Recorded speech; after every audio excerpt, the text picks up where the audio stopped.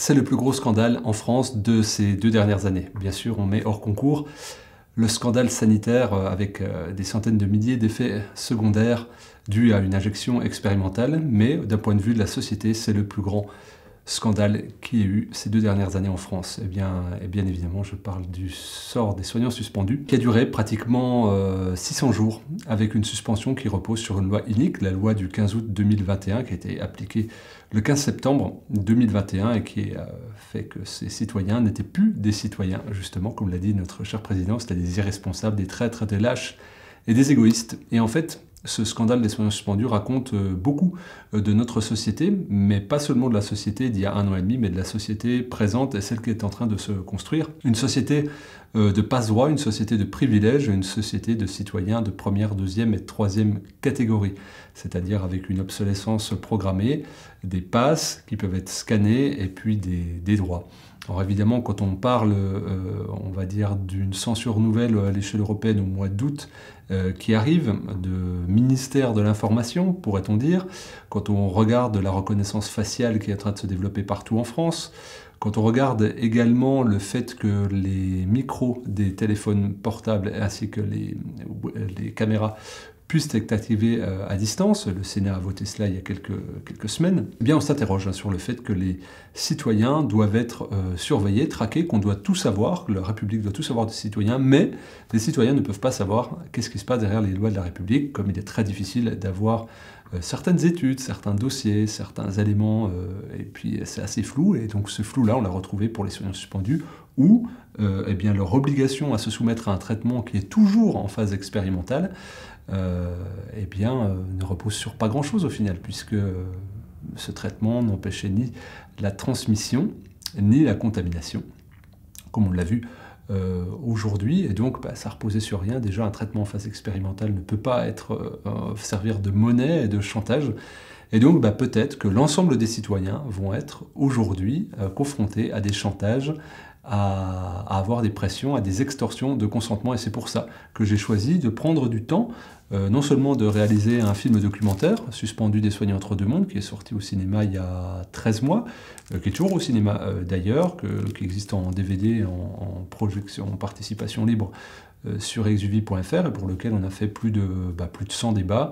Il y a eu 150-200 projections, voilà, partout en France, et ça a été l'occasion pour moi de rencontrer des soignants suspendus, d'écouter des témoignages, et puis de réfléchir longuement lors des trajets qui m'amenaient en voiture ou en train, à rencontrer des groupes locaux de soignants suspendus, des témoignages plus personnels, de réfléchir sur les mails qu'on m'envoyait, sur les réseaux sociaux également, et puis de commencer à structurer un petit peu une pensée. Et cette pensée, j'ai voulu la sédimenter avec un regard, on va dire, fractalaire. C'est pour ça que j'ai sorti ce livre-là le mois dernier, Soignants suspendus, citoyens d'avant-garde, et puis sous-titré Fractal et chaos d'une société nouvelle, parce que oui, qu'on le veuille ou non, le fait d'avoir laissé faire l'État au niveau de sa maltraitance sur les soignants suspendus nous amène à une société nouvelle, mais avec 2 branches possibles, où rien n'est définitif.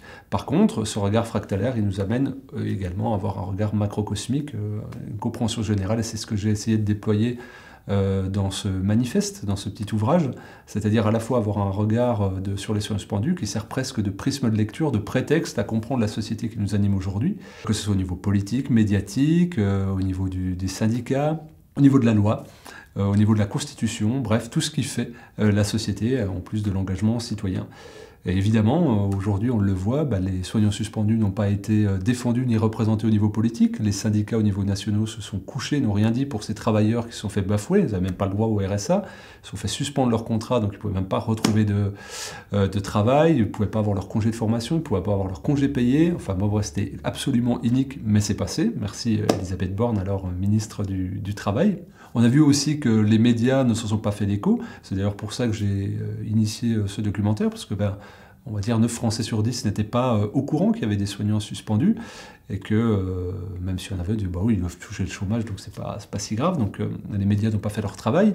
Donc politique, syndicats et médias n'ont pas fait leur travail. La justice n'a pas fait son travail parce qu'elle n'a pas été équitable. On va dire un juge, il veut de l'avancement, il veut faire de la carrière. Donc beaucoup de juges nous ont dit avoir reçu des pressions et puis ne pas pouvoir faire avancer les dossiers alors que le droit leur permettait de le faire.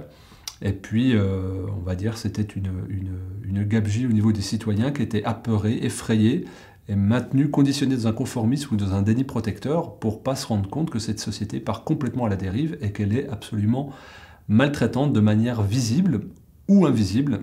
Merci les confinements, merci les couvre-feux, merci les médias qui répétaient de manière lédifiante le chiffre des morts. Alors, j'en profite pour faire un petit clin d'œil au statisticien Pierre Chaillot, qui a démontré dans son ouvrage qu'il n'y avait pas eu de surmortalité en 2020. Par contre, il y en a une en 2022, donc là aussi, ça serait peut-être intéressant que les médias s'emparent de cette question, parce que bon, voilà, pourquoi on réfléchit. Mais bref, en tout cas, pour moi, les soignants suspendus, même s'il y a eu réintégration, bah évidemment, c'est pas simple, mais ça raconte quelque chose de notre société. Et nous avons tous été traumatisés à différents niveaux par ce que je viens de dire. Hein. Si je réévoque, moi, quand j'ai écrit le mot couvre-feu, je dis oui, mais tiens, c'est quelque chose qu'on entend plutôt du côté de l'Ukraine ou de la Russie, mais en situation où il y a une grippe, ça semble assez bizarre. Ben oui, nous avons été séquestrés dans nos domiciles, comme les habitants de Marseille ont été séquestrés chez eux pendant les 3 jours du passage de notre cher et vénéré président, parce qu'ils n'ont pas le droit de sortir de chez eux, pas le droit de manifester. Les policiers ont même fermé les fenêtres. Donc voilà, pour info, ben voilà, si on veut aussi beaucoup de censure pour ce film-là, beaucoup d'interdictions, beaucoup de déprogrammation, et de censure directe ou indirecte, et de pression exercée sur les cinémas qui pouvaient diffuser. Et donc il y a une difficulté à faire entendre cette voix, et là ben, on voit que ça grignote un petit peu, d'un point de vue d'un totalitarisme qui ne dit pas son nom, et d'une société qui ne veut pas admettre qu'elle est en train de glisser dangereusement vers quelque chose qui est extrêmement fascisant. Alors évidemment, il n'y a pas de fatalité, mais ça passe par une prise de conscience et un réveil citoyen. Et ce que j'ai essayé de faire le plus exhaustivement et modestement possible, c'est de tracer les contours de cette société qui est en train de dessiner. Je pars depuis, on va dire, mai 68, en parlant de la perte des valeurs et du sacré. Dans la société française, c'est plutôt une façon sociologique et anthropologique d'appréhender les choses et de décrire ce pourquoi, à mon avis, nous en sommes arrivés à une situation où il y a une abdication à la fois de la souveraineté de son corps et de se faire injecter une substance expérimentale. Pareil aussi, là, les profs scientifiques abondent sur le fait qu'il y a des effets. Il n'y a pas d'effets positifs a priori, mais il y a beaucoup d'effets négatifs. Donc abdication de son corps, mais abdication aussi de sa volonté d'exister, c'est-à-dire peu importe, il faut bien mourir de quelque chose, donc j'ai perdu mes valeurs, j'ai perdu ma morale, j'ai perdu mon sacré, et j'ai perdu aussi mon empathie à ne pas vouloir voir ni défendre des soignants suspendus, donc c'est-à-dire des citoyens d'avant-garde qui se sont dit, eux, plus que tout, mes valeurs, ma morale, mon éthique et ma foi dans ce que j'aime, c'est-à-dire l'autre, parce que je suis soignant, et puis ma foi aussi dans le vrai, puisque j'aurais pu choisir de ne pas dire la vérité, de mentir, et puis de faire un faux, mais je ne l'ai pas fait. Et donc, parce que je veux que cette société existe autrement, et en reposant sur des valeurs. Et puis ce sont des gens qui se sont affirmés seuls, parce que là on parle de collectifs comme les collectifs unis, ou le syndicat Liberté Santé, qui ont réussi à agréger ces personnes-là. Mais à l'époque, il n'y avait rien, et je pense que c'est cette voie individuelle que nous devons traverser tous, de nous connecter à ce qui est juste, profond et transcendant, et donc par rapport à notre morale personnelle, par rapport à nos valeurs personnelles, notre éthique personnelle, et puis à un moment donné, de tenir de rapport de force et de dire non, là je n'envisage plus qu'on maltraite encore une fois les enfants à l'école, en leur brûlant les mains au gel hydroalcoolique, en leur enfonçant des écouvillons dans le nez pour quelque chose qui n'est absolument pas pédiatrique. Je rappelle, 16 enfants et adolescents sont décédés en 2 ans avec Covid. Donc voilà, mais on leur a fait subir extrêmement de maltraitance répétée. Ils n'ont pas pu être en lien, ils ont des retards scolaires, des retards d'apprentissage à cause des masques, etc. etc.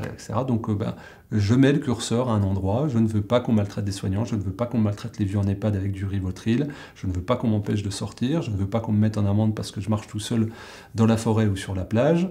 Et je ne veux pas qu'on me force à prendre 4-5 fois un traitement qui est toujours en phase expérimentale et qui n'a rien démontré, dont les études semblent avoir été un peu bizarrement transmises à l'Union européenne, avec, on va dire, des centaines de millions d'euros de commissions qui se sont évaporées et dont la présidente qui est Ursula von der Leyen, dont le mari travaille dans l'ARN messager, ne veut pas se présenter devant la justice, comme M. Bourla, PDG de Pfizer, qui ne veut pas se présenter devant la Commission européenne, et ne veulent pas montrer leur SMS, qui traduisent quand même 720 millions d'euros de pots de vin, on peut le dire, On peut faire le lien avec le Qatar, hein, quand on dit ouais, quand même c'est bizarre, bah oui, bah on a retrouvé aussi des valises de centaines de milliers d'euros chez des députés européens au sujet du Qatargate.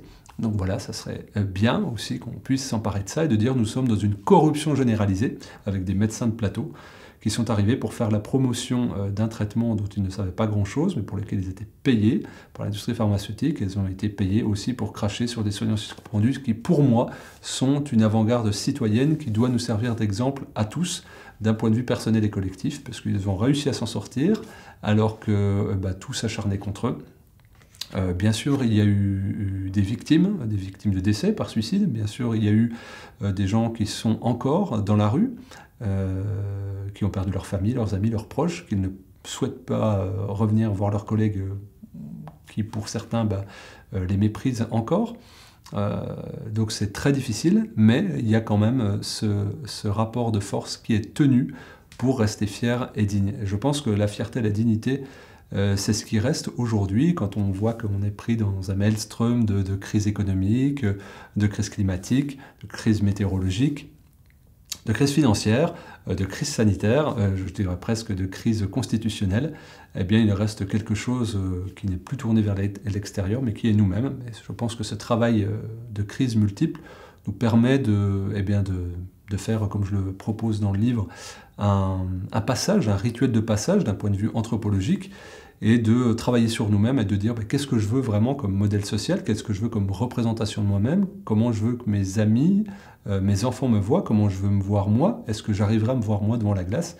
Et puis du coup, chaque rite suit une agrégation à un groupe et avec qui je veux m'entourer une fois que j'ai fait ce travail, des gens de quelle valeur, de quelle origine. Alors évidemment, je parle d'origine, on va dire de l'intérieur, rien à voir avec l'origine culturelle, géographique ou sociale, justement, c'est l'origine d'où parle le cœur de la personne. Eh bien, c'est de cela dont j'ai parlé dans ce livre-là, un livre dont je suis très fier. J'ai beaucoup travaillé sur la forme aussi, parce que évidemment, si je suis éditeur, c'est que j'aime le beau. Donc j'ai mis une gravure dedans, j'ai choisi une police spéciale avec Sandy qui fait notre maquette et une mise en page.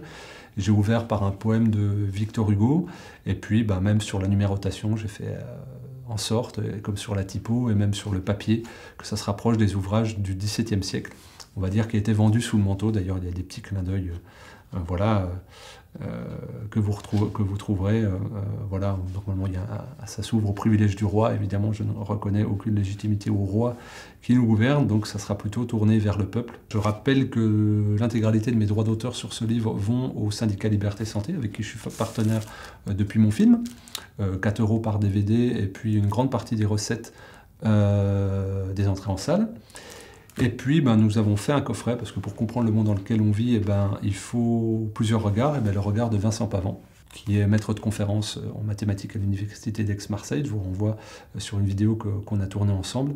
Et donc là, qui propose un regard, on va dire, sur cette volonté de société que j'appelle sombre, le transhumanisme, et dedans je la développe également, mais je développe aussi ce côté lumineux qui est en chacun, et exprimer de la meilleure façon de nous-mêmes. On va dire le monde de demain, ce ne sera que la résultante de nos actions d'aujourd'hui.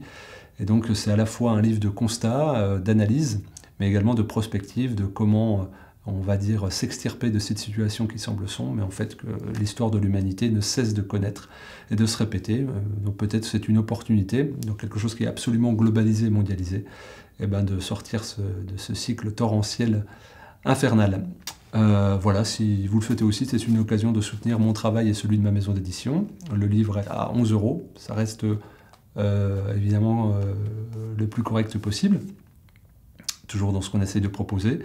Et voilà, vous le retrouvez sur le site de ma maison d'édition exuvie.fr. Je serai très heureux d'échanger avec vous sur le contenu de ce livre. J'essaie d'être le plus possible disponible par mail, et également quand je me présente en conférence ou lors de séminaires ou de rencontres un peu partout en France. Merci à vous, bonne lecture et à très vite.